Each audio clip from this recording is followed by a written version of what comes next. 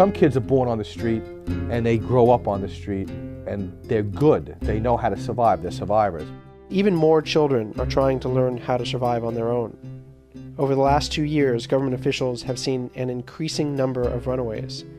In places like Medford, Oregon, these kids walk a fine line between legal and illegal activity to get by.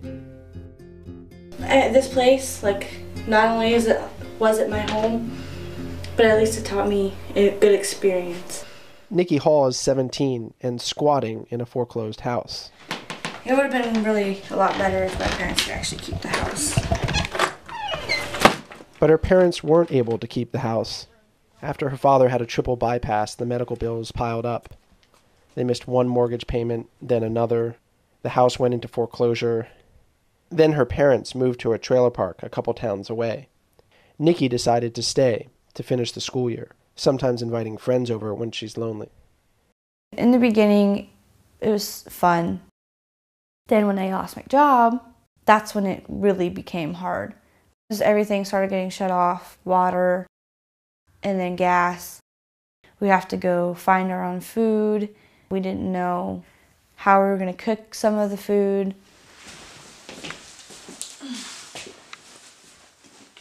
I chose to stay here for a good reason, and it's so that I can better myself.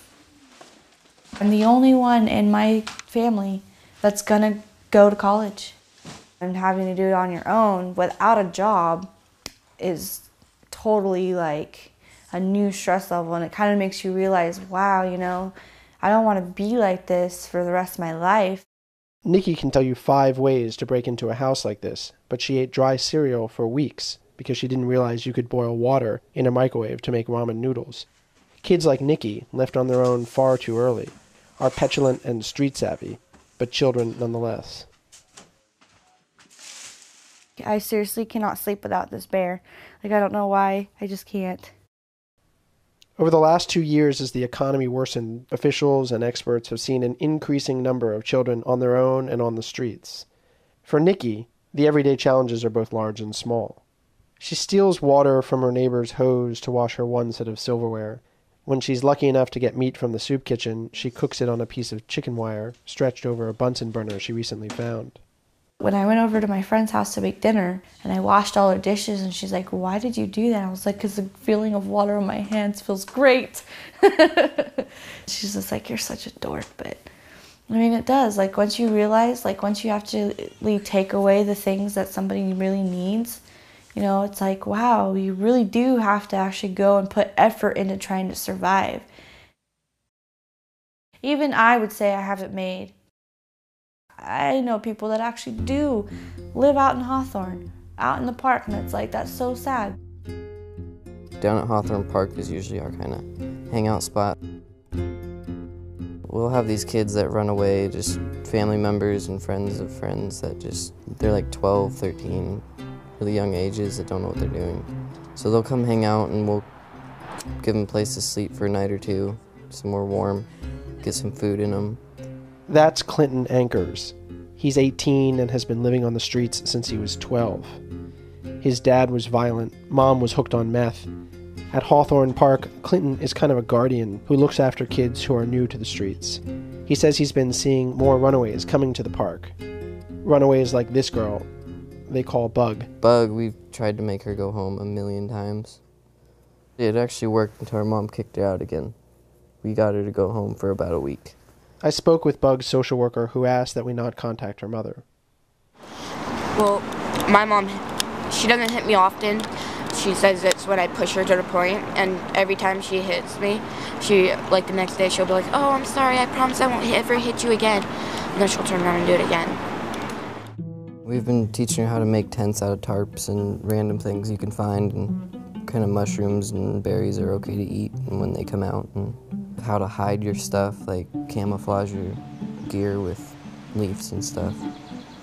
And good places to sleep where you're not going to get seen from roads. They don't want to be seen from the roads or by the police or by the social workers they think are around the corner looking for them. They're trying to be invisible, but really, they already are. It's probably the most painful irony that I found in following these kids. Federal data shows that more often than not, no one's looking. Over 2/3 of parents never even report their kids missing. Police often don't file basic missing person reports into a federal database. So when the kids leave their local area, they essentially disappear. And every one of these kids has to worry about the basics: food, safety, survival. I've been almost robbed in the middle of the night while I was sleeping many times.